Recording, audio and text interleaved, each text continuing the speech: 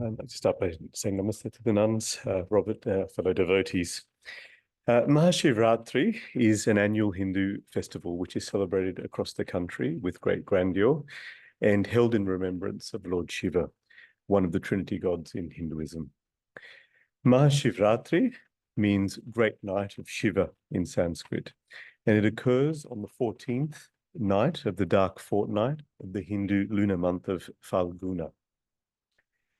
According to various Hindu scriptures, Mahashivratri has a number of purposes. The first is that Lord Shiva performed the Tandava Nitya, the primal creation, preservation, and destruction dance. It is also secondarily believed to be the night when Shiva and Parvati actually married. A third legend recounts that during the churning of the ocean, or otherwise known as the Samudra Manthan, a pot of poison emerged, threatening to destroy the universe. At this time, Lord Shiva consumed the poison to protect creation, holding it in his throat, which turned blue and earning him the name of Nilkant. Mahashivratri celebrates this selfless act of Lord Shiva. Mahashivratri holds profound spiritual importance for devotees, and it is believed that observing the rituals of this night with sincerity can lead to spiritual growth and the blessings of Lord Shiva. The festival emphasizes themes of introspection, self-discipline, and the triumph of light over darkness. As the night dedicated to the deity who embodies both destruction and regeneration, Mahashivratri offers devotees an opportunity to reflect, seek inner peace, and renew their spiritual commitments. Mahashivratri is a deeply spiritual connection that goes beyond mere ritualistic worship to profound spiritual meaning.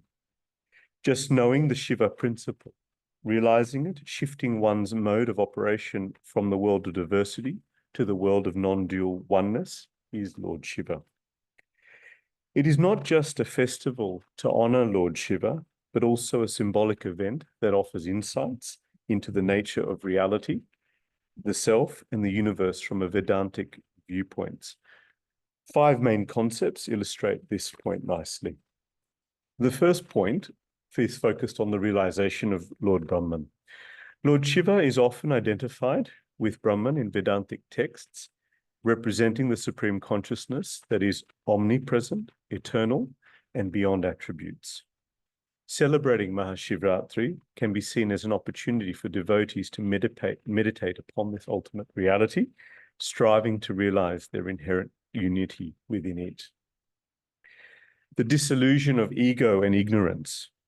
The night of Mahashivratri, dedicated to Lord Shiva, symbolizes overcoming darkness and ignorance in the life through the light of spiritual knowledge. Vedanta teaches that ignorance is of one's true self, or the Atman, as Brahman is the root of all cause of suffering. The practices and meditations performed on this night aim at dissolving the ego and the false identification with the body and the mind, leading to the liberation, or as we otherwise know it as the term moksha. The cycle of creation and destruction. Lord Shiva is associated with creation, preservation, and the destruction cycle. From a Vedantic perspective, this cycle reflects the transient nature of the phenomenal world, or Maya. It underscores the importance of recognizing the eternal Brahman as the only unchanging reality amidst the changing universe. Inner awakening. Mahashivratri is an auspicious time for spiritual awakening and introspection. Vedanta encourages individuals to look inwards and experience the Atman, the innermost self that is pure consciousness. The night-long vigil, the fasting, and meditation practices are the roots that quiet the mind, refine one's consciousness, and awaken to realizing one's true self as non-different from the divine. Lastly, there's the unity of existence. Celebrating Mahashivratri with devotion and understanding can lead to recognizing the oneness of all existence, a central theme in Vedanta. It emphasizes that all beings manifest the same ultimate reality, and that true knowledge involves seeing oneself in others and the divine in all. From a spiritual perspective, Mahashivratri symbolizes the mystical union of Shiva, or consciousness, with that of Shakti, or energy, thereby representing the harmony of creation. The union is a reminder of the balance needed in one's life and in the universe. The night-long festival symbolizes overcoming the darkness of ignorance with light of knowledge and understanding, leading to spiritual growth and enlightenment. Finally, many devotees believe that worshipping Lord Shiva on Mahashivratri can lead to liberation from the cycle of birth and death, as the day is considered especially auspicious for spiritual awakening and self-realization. The fasts and prayers undertaken during this period are believed to cleanse the body and the mind, paving the way for spiritual growth and enlightenment. There are also cultural lessons that are important on this day. Beyond its religious importance, Mahashivratri also holds its cultural significance, serving as a unifying force, bringing together people from diverse backgrounds to celebrate the glory of Lord Shiva. Festivities include cultural programs, dance performances, and community feasts, fostering a sense of unity and camaraderie amongst devotees. In conclusion, needless to say that Mahashivratri sits as a major celebratory event in India, but also across the world, with intense spiritual meaning and also cultural significance. Peace be upon us all as we celebrate this important occasion.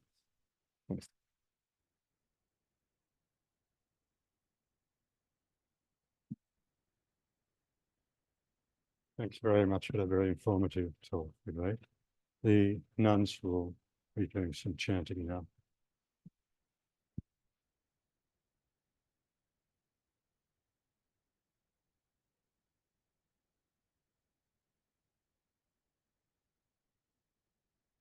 This hymn on Shiva was composed by Shankaracharya.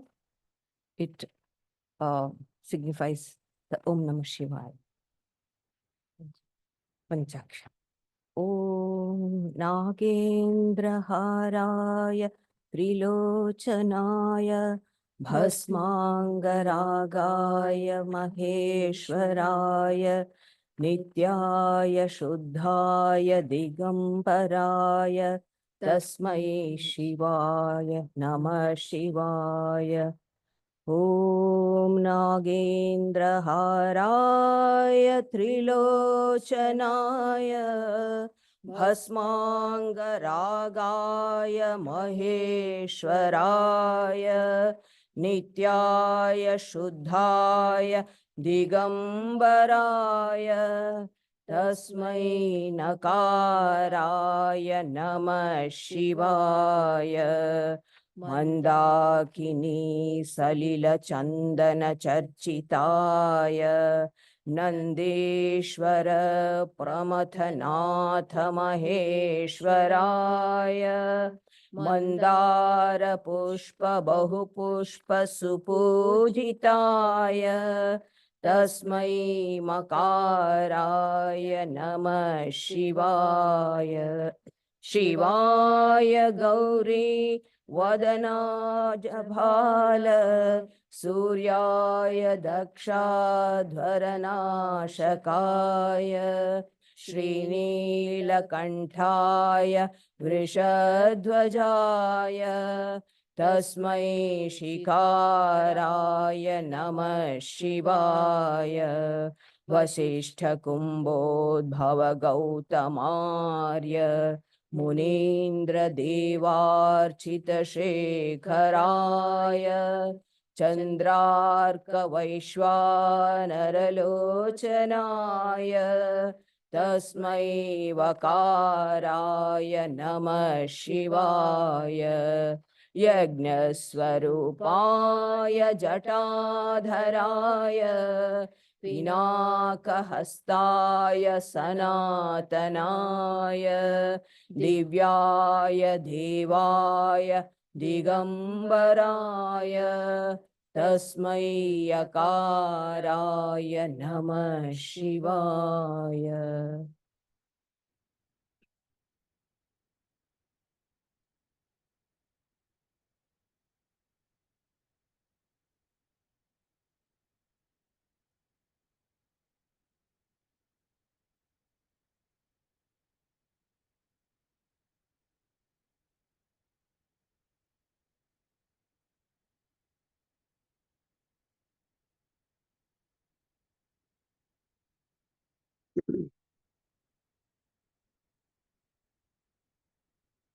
Ashonam patim papanasham paresham Gajendrasya kritim vasanam varenyam Jatajuta madhye spurat gangyavarim Mahadevamekam smarami smararim.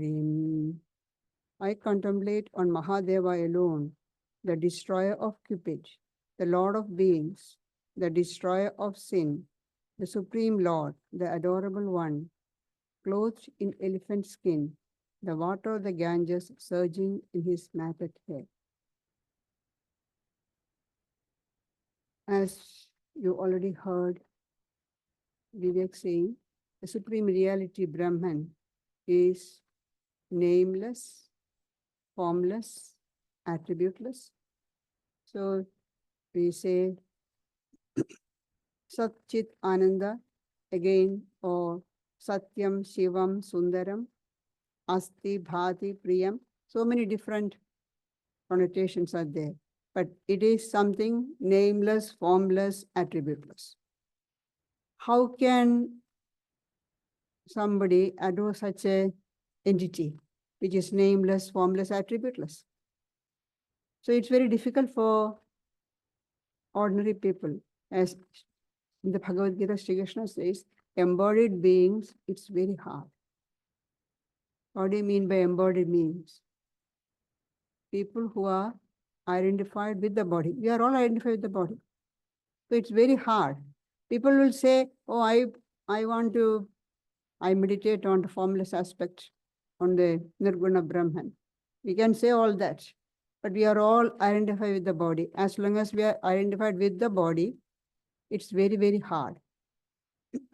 So to overcome that, the sages have given us the personal God, along with the impersonal. Not just the personal, but along with impersonal, they have given us the personal God also.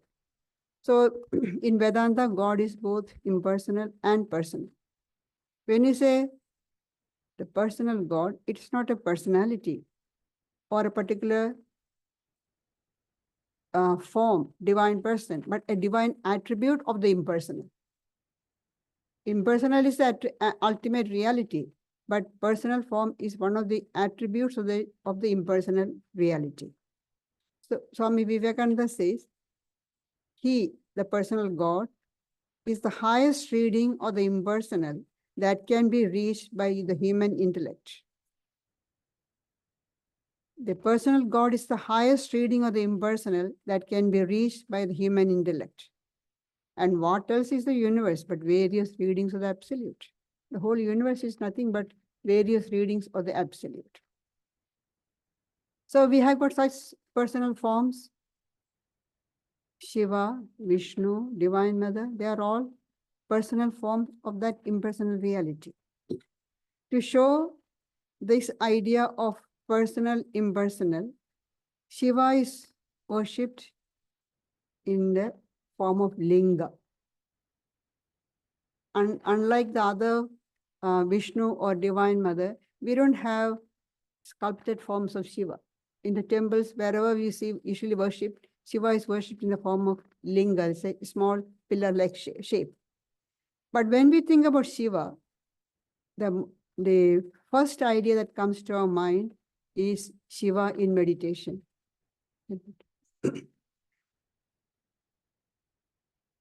Shiva in meditation, or Shiva, the dancing Shiva Nataraja. Shiva in meditation. Why is he meditating on? We meditate to realize God, or to get free from the clutches of nature. At present, we are all under the control of nature. We say we are all free, but we are not. We are completely under the control of nature. Nature controls us. And we meditate on God to realize God, to be free from this bondage of nature. But Shiva is free. And meditation is, according to Swami Vivekananda, meditation is the power which enables us to resist this slavery to the nature. Meditation is the power which enables us to be free from this slavery to nature. And Shiva has got the whole nature under his control. So what is he meditating on? Or why is he meditating? He is meditating on himself for the pure joy of meditation. If you look at the form of Shiva, look at that image. All the energies are withdrawn. The mind, senses, everything is withdrawn completely. He is completely under his control. Calm, silent, like the rippleless snake. There's no movement at all. If the mind is disturbed, we just look at the face of the person, we can understand. The person may not be sitting quietly without saying anything, but just looking at the face, you can understand the mind is disturbed, mind is wandering. But look at Shiva's face. It shows that mind is absolutely calm. There is not a ripple at all. All this, but look at the strength. When everything, all the energy is controlled, there's immense strength. Which needs greater strength, to let go or to control? Take the example of a chariot with horses. Which needs greater control, to let the horses go or to control the horses. It's very easy to let the horses go, they can go wherever they want.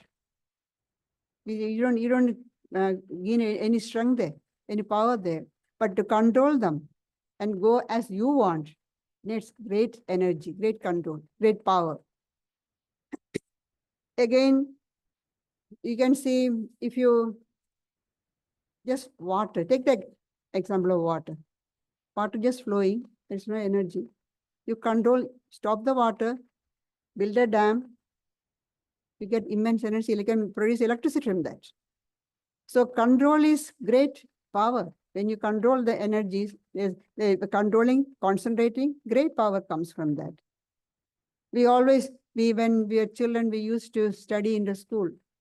You hold a piece of cotton wool and hold a lens, concave lens over that. After some time, the cotton wool paper will burn. But if you just hold as it is, nothing happens. Concentration brings in energy. But usually our ordinary idea is, if you show great strength, show how powerful you are, then you are great. If you sit quietly, calmly, oh, that person is weak. But look at Shiva, you can see the strength, the power there.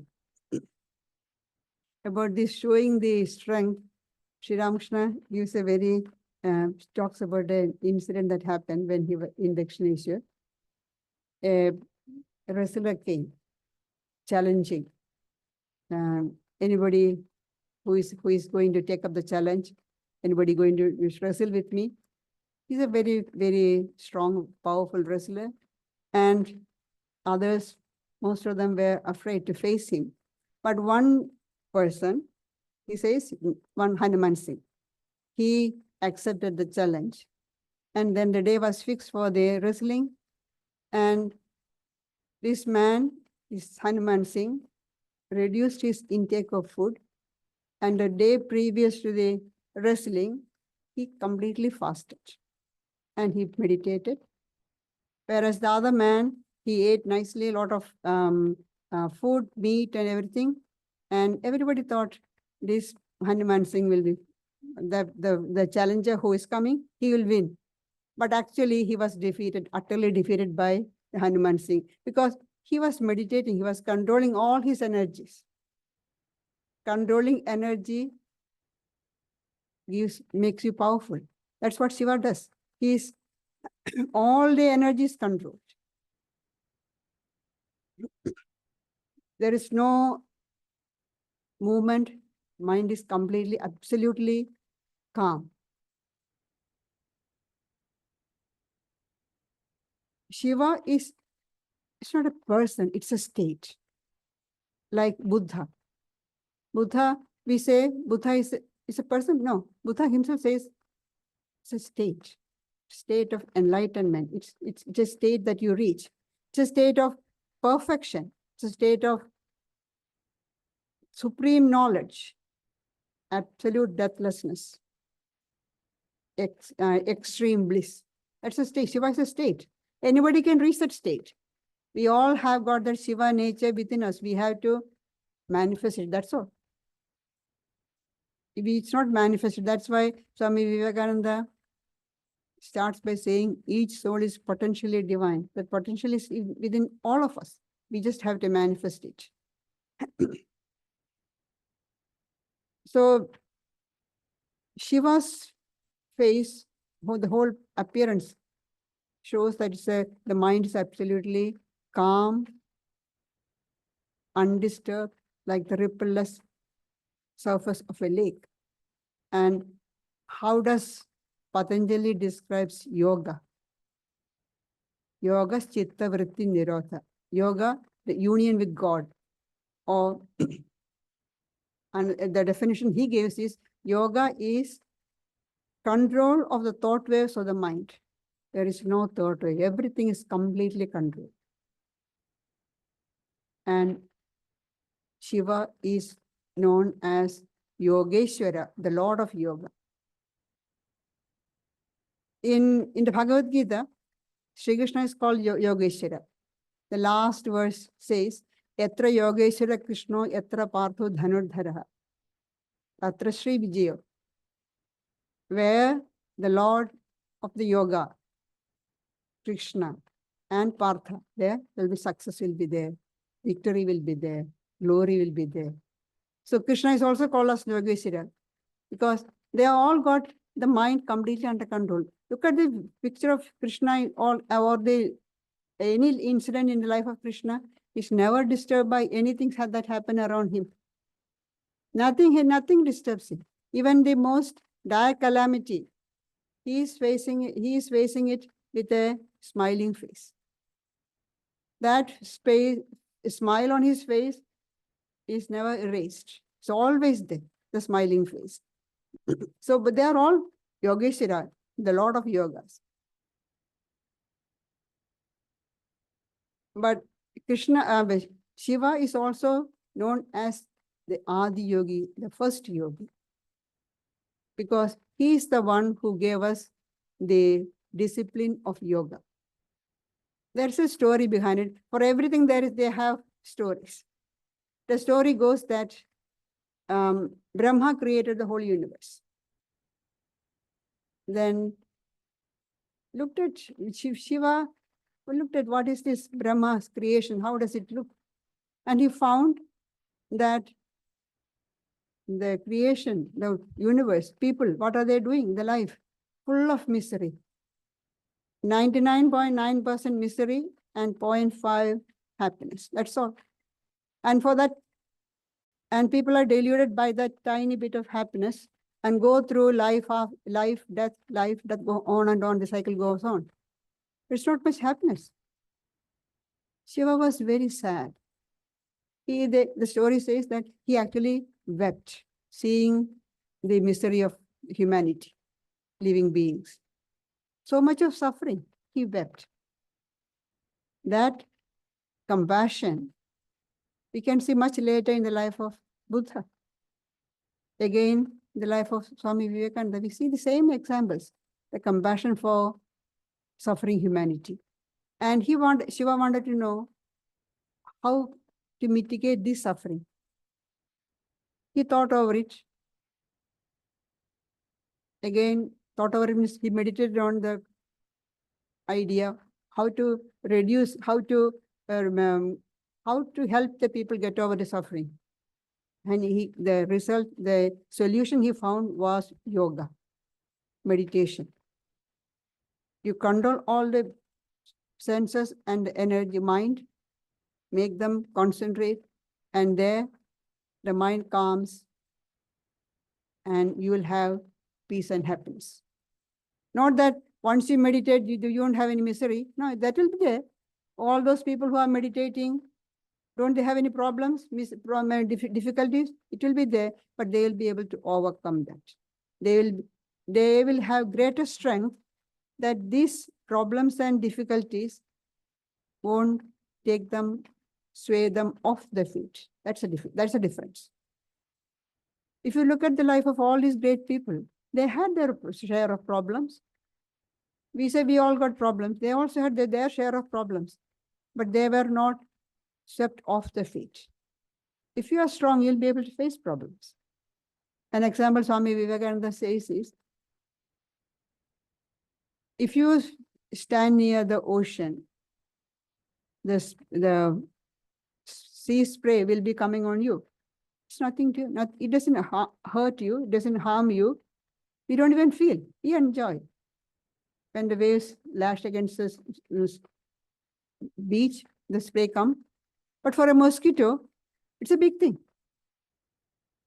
So if we are strong, so it doesn't harm us, if it doesn't affect us. Yoga helps us to gain that strength.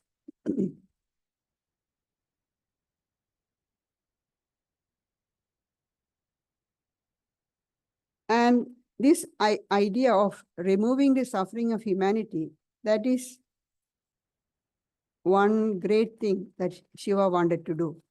And why, as we already heard from Vivek saying, all the cause of our suffering is the ignorance of our real nature. We have forgotten our real nature. We think that we are these limited human beings. Our real nature is divine. We all got that Shiva nature within us. We have forgotten that. So we have to remember, we have to regain that knowledge. That's the only thing needed. And it is this ignorance that Shiva is destroying. When we say, Shiva is the Trinity, Brahma the creator, Vishnu the sustainer, and Shiva is the destroyer, what is he destroying? He is destroying this ignorance within us. Sister Niveda very nicely has written, the one desire and one alone has he, to destroy the ignorance of souls and let light come. That's the only desire he has. He doesn't have any other desire. Only one desire, to destroy the ignorance of people. And as he's the one who brought out this idea of yoga and taught, he is also known as the first teacher, the first guru, Adi Guru. That aspect of Shiva, teaching the disciples, is called Dakshinamurti. Shiva is facing south, and he is teaching the sages. The sages came to him to learn, and he is teaching them this yoga. And they say that after learning all this, learning from him, later Patanjali wrote it down, and that's how we got the Yoga Sutras. This aspect of Shiva teaching is known as Dakshinamurti. And Shankaracharya, another great yogi, he has given a very beautiful description of Dakshinamurti.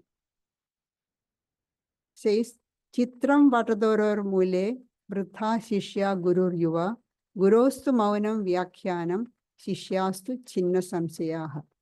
A wonderful picture.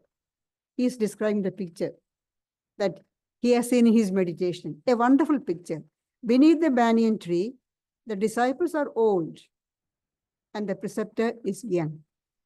He is eternally young. Preceptor is young. The teacher is young. Disciples are old. The instruction given by the preceptor is in silence. It's all strange.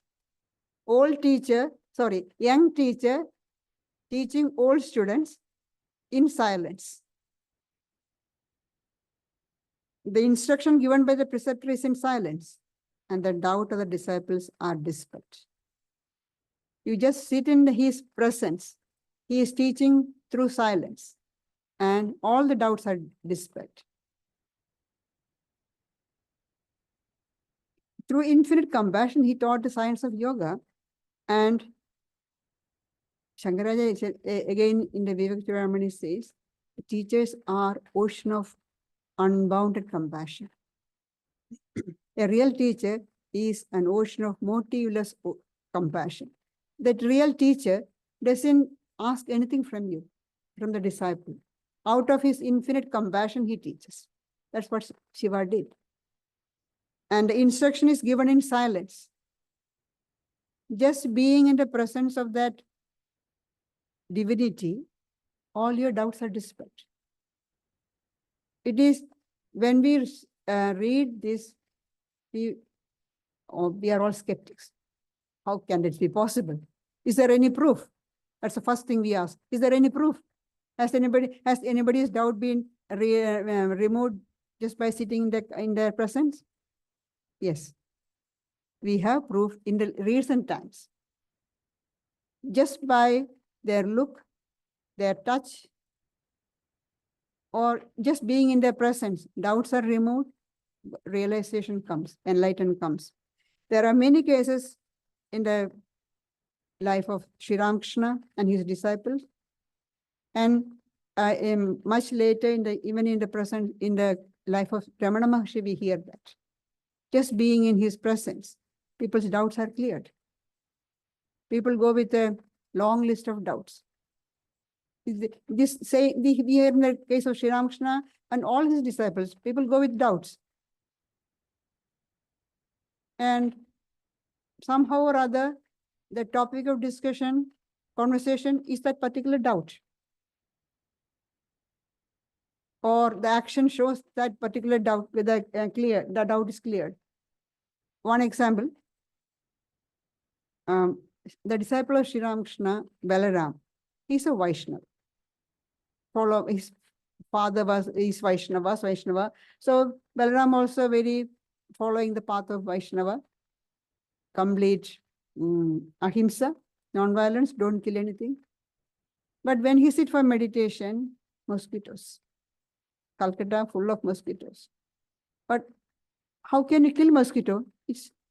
You have to practice non-violence. So one day he decided, I will ask Sri Ramakrishna what to do. Which is more important? Just killing a few mosquitoes, or fixing your mind on God? So he came to Dakshineshwar to ask the question, and he found Sri Ramakrishna trying to catch cockroach and kill them. He said, oh, these cockroaches are making my clothes dirty, getting into that box. He had a wooden box with a few shirts and dhuti, that's all.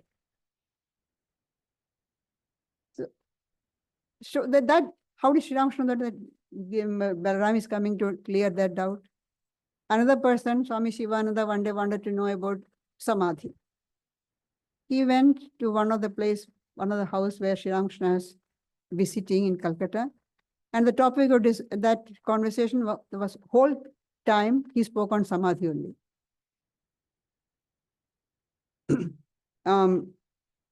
That's all we say. Well, have anybody directly know? No, these are all 100 years old stories. Well, I can give another story which is closest to in time, in the case of Ramana Maharshi.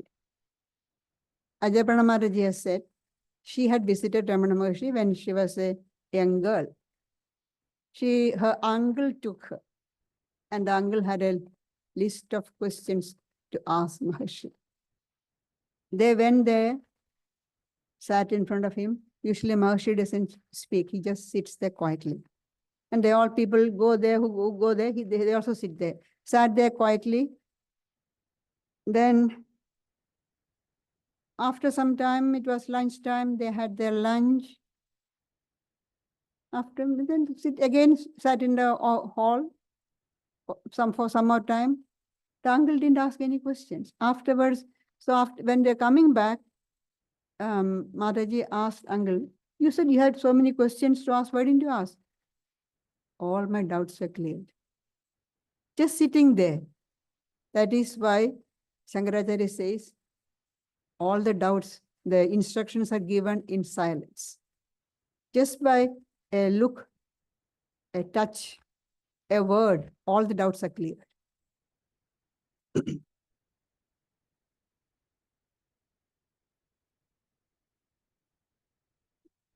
Shiva is also Yogishwara, the Lord of Yogis.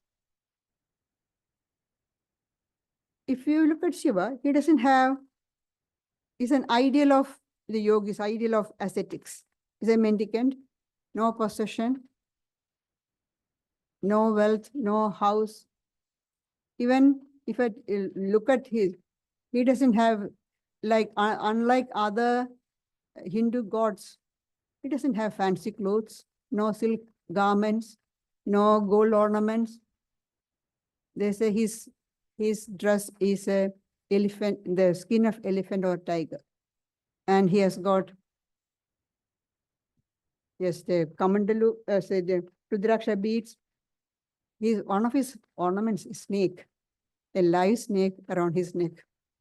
Things people don't like, everything take shelter with him. Snakes, people run away from snake, try to kill them as soon as you see. Snake has taken shelter, come, you can come to me. And all the goblins, ghosts, they all are his companions. And his, they say usually his abode is either in the Himalayas or sometimes he can be found in the cremation ground. He'll be dancing in the cremation ground. Complete things that people avoid, he is taking. And Shiva means auspiciousness. All these inauspicious things are with him, and we call him auspicious. How is it? Because he is beyond both. It's not limited. Shiva is both beyond auspicious and inauspiciousness. And Shiva is dancing. He's immersed in meditation, but that does not mean that he is completely oblivious of what's happening to the world.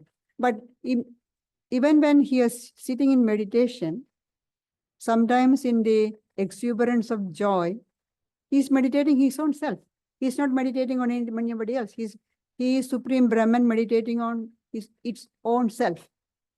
Then what is Brahman? Existence, consciousness, bliss. So in the exuberance of joy, sometimes he gets up and dances. And with each step, the universe is created, destroyed, created, destroyed. But look at him, he is dancing. He is not at all afraid. There's nothing that to make him afraid. So Shankaracharya in the Shivananda Lahiri says, Kim brumastava sahasam pashupade kasyasti shambho bhavat dhairyam chedridam atmanasthitiriyam chanye katham lepyade Prishyad devaganam trasan muniganam nasyat prapancham layam Pashyan nirbhaya eka eva viharatyananda sando bhavan. O Lord of all souls, what shall we say about your exploits? Who else is as courageous as you? How can anybody else attain to this state of yours? Even when seeing before your very eyes the final dissolution taking place, with all the gods and denizens of the different heavens and quarters thrown off their allotted positions, the ascetics and sages trembling with fright, and the universe itself getting disintegrated into its components. Still, you, unafraid, does revel all alone, inebriated with pure bliss absolute. That's a description. When Shiva is dancing, I said, with each step, the universe is destroyed. All the gods and denizens of the different realms, they are all thrown off their positions. Ascetics and sages are frightened. But what about you? Look at you are completely unafraid. You are dancing in joy, in bliss. Who can understand your glory? When Arjuna in the Bhagavad Gita, we can see, Arjuna wanted to see the universal form of the Lord. Can you show me? And Krishna said, you can't see with my ordinary eyes, I'll give you divine eyes. With divine eyes, Arjuna, who was a constant companion of the Lord, he wanted to see the form. And when he saw what happened, he said, I can't bear this anymore. It's too frightening. He saw all the great warriors being absorbed, going into the mouth of that universal form. He said, I'm too frightened, I can't see this. Everything is being absorbed. All the sages, even sages are saying, I'm getting frightened. Such a great person, like a great hero, great person like Arjuna get frightened. And all these people, everybody is frightened. But the Lord himself is completely unattached. He is bliss, immersed in bliss, and he is dancing. That is, and he is called the Lord of Dances, Nataraja. They say he is the one who taught us how to dance also. We can see little children dancing when they are full of bliss, joy. For no reason they will dance. When they are they're happy, they just dance. The Lord is like that. You, unafraid, just revel all alone. There's nothing. Can we sit quietly or alone without anybody around? No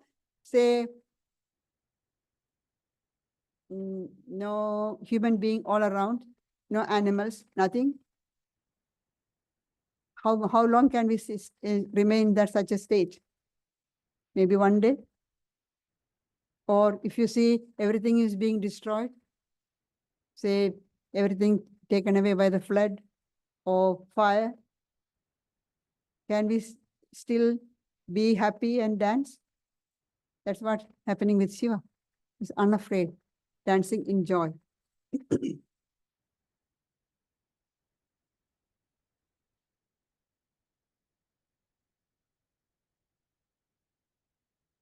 There are two ideas of God, Swami Vivekananda says. There are two ideas of God in our scriptures. One is impersonal and the other personal. The idea of personal God is that he is the omnipresent creator, preserver, and destroyer of everything, the eternal father and mother of the universe. He is the omnipresent, the personal idea of God is the omnipresent creator, preserver, and destroyer of everything, the eternal father and mother of the universe, but one who is eternally separate from us. He is eternally separate from us and from all souls. And liberation consists in coming near him and living in him. That's the idea of personal God. When we talk about Dvaita, duality, God is completely separate from us. And liberation means coming near him and living in him. So the devotional text mentioned 4 levels of attainment to the Lord. Shankaracharya in the Shivananda Lahiri speaks of these 4 stages. The first one is Sarupya, similarity of form with God.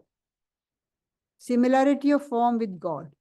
Through ritualistic worship, we can attain a similarity of form with the God. Say, suppose you are worshipping Shiva. You may have a form similar to Shiva's form. You are worshipping Lord Vishnu or Krishna. You may attain a stage where you appear like Vishnu or Shiva, Krishna.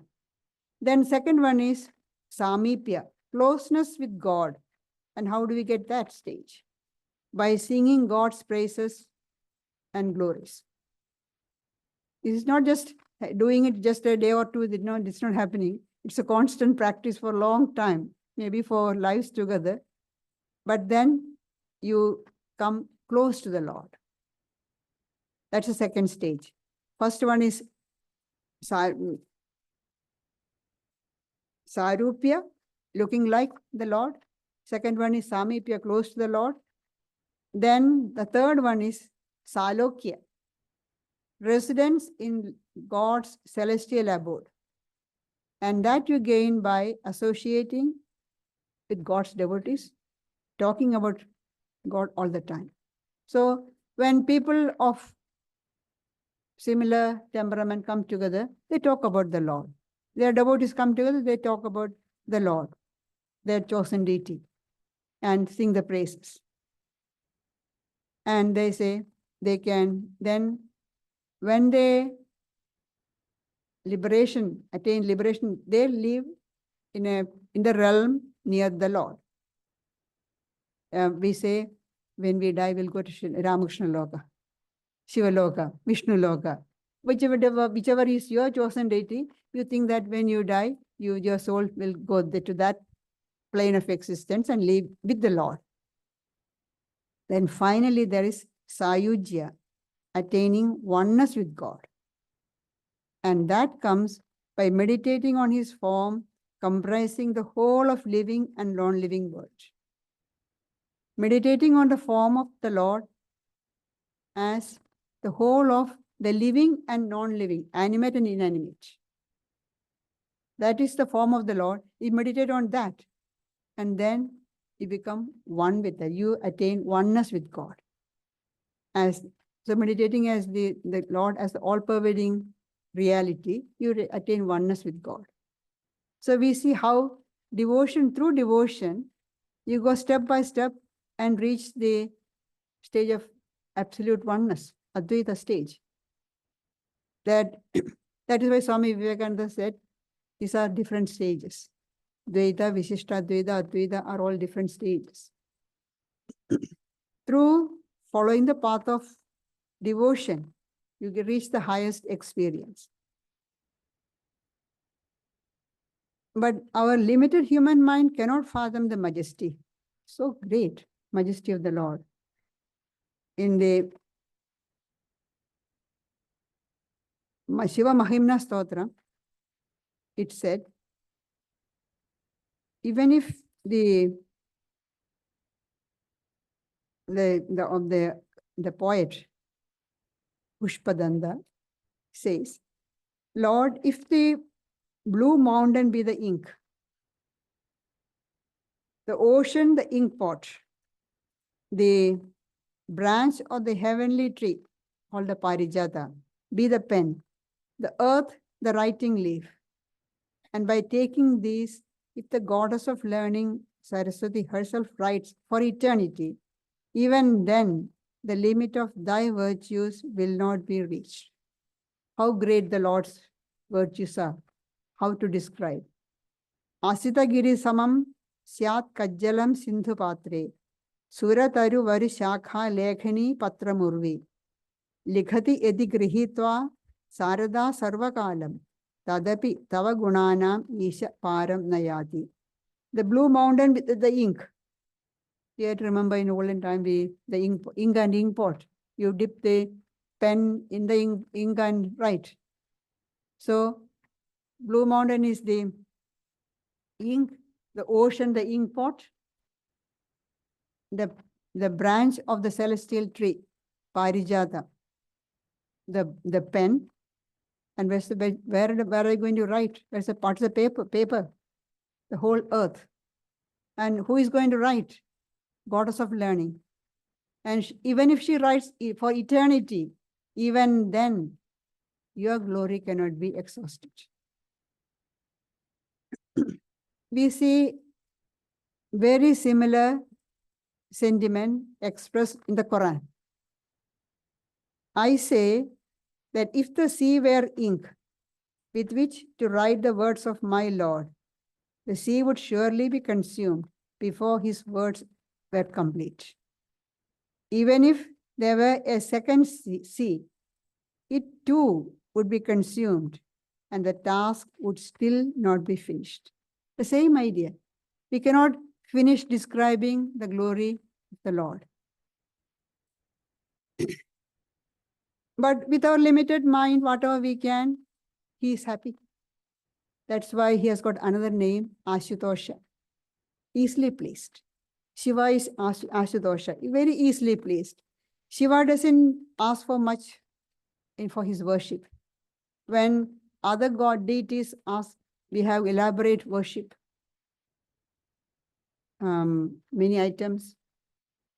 What is Shiva asking for? On Shivaratri day, how do you worship Shiva? By pouring water on Shivalingam? Maybe giving a few flowers, leaves? That's it. If you want, you can offer fruits or other things, but he is not asking for anything. That's why Sri Krishna says in the Bhagavad Gita, Patram pushpam halam toyam yome bhaktya prayachati tadaham bhaktya asnami prayadatmana. You give a leaf, patram, pushpam, flower, phalam, fruit. Don't have any of these things. Doesn't matter, just give water, toyam. He's happy. But he put one condition. Yome bhaktya prayachadi. Those who give me with devotion. That's the most important ingredient. All these things are not so important. What you don't have to show off. But just give some water or leaf or flower with devotion. That devoted offering I accept. That's why Shiva is said to be Ashutosha, easily pleased. Just give some water with full devotion, he is happy. He is happy to bless you.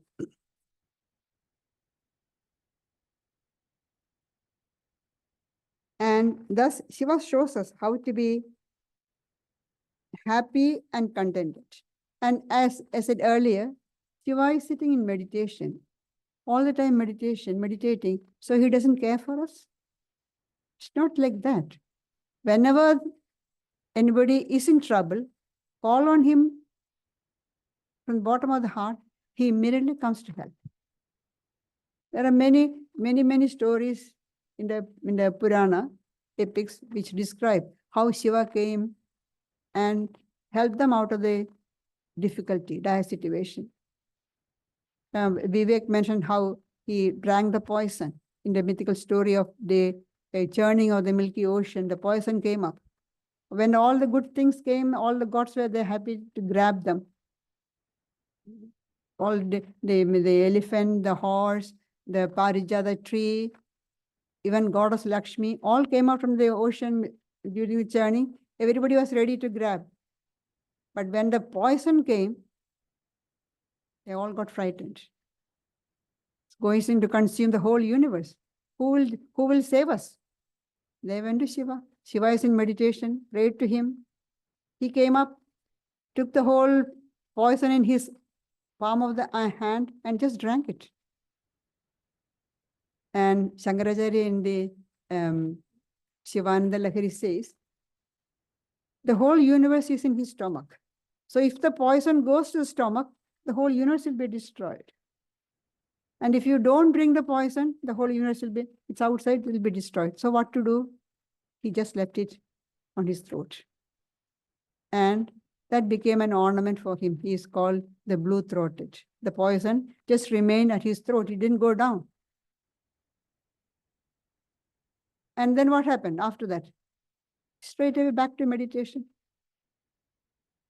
Finished his work, back to meditation. He is not sitting around, standing around looking, asking for thanks from anybody, or how the people are enjoying being free from the danger of the poison. No, he went back to meditation. So there are things that we can learn. Once you finish your duty, just leave the scene. Don't wait around looking for appreciation from others. Just do the duty and go away. But whenever there's difficulty, be ready to help. And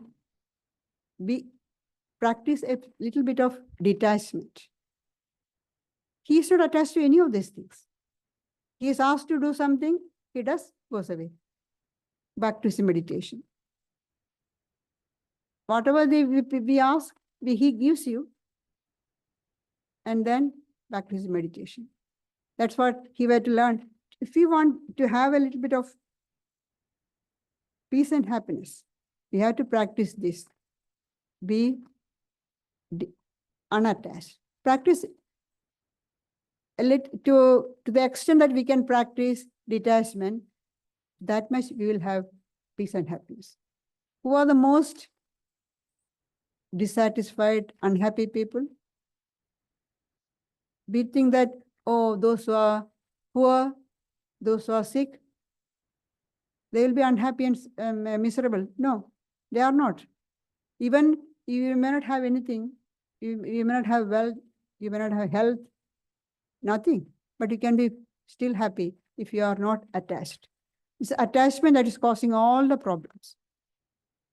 And attachment, greatest attachment to the body, identification with the body, mind, psychophysical system. And that attachment makes us forget that we are that divine beings. We forget our Shiva nature. So Shiva says, remember your Shiva nature. Try to manifest the Shiva nature. You will have peace and happiness.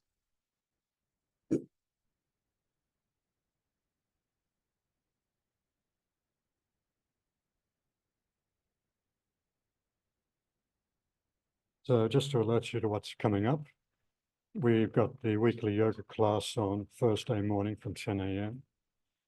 Next Friday, we have the spiritual evening discussion led by Gayatriprana here and via Zoom here in Vedanta Hall. Next Sunday, we have the Gospel of Sri Ramakrishna talk here in Vedanta Hall. But next Saturday, please note, it's Sri Ramakrishna's actual birthday. And so at the Shivaratri, there will be a little celebration in the evening from 6:30 to 9 p.m. There will be the Arati devotional song, silent meditation, reading by Gayatriprana. So you're most welcome to attend that. Sunday, 9th of March, we'll have the public celebration of Sri Ramakrishna's birthday here in Vedanta Hall. And we've got a really special event coming up in May. On Sunday, the 18th of May, we have Australia's Race Discrimination Commissioner coming to give a talk. That's Mr. Giridharan Shivaraman. We also have Professor Desmond Cahill. He's an emeritus professor from the RMIT University in Melbourne.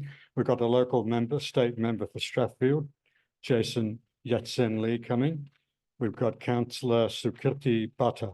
She's one of the local Burwood councillors. So they'll all be here. They'll all be giving talks. Very significant event. It'll be in the afternoon from 2 to 4 p.m. So keep that in mind. We'll keep reminding you about that. Now, you're invited to stay back and get a share of the offered sweets and savories.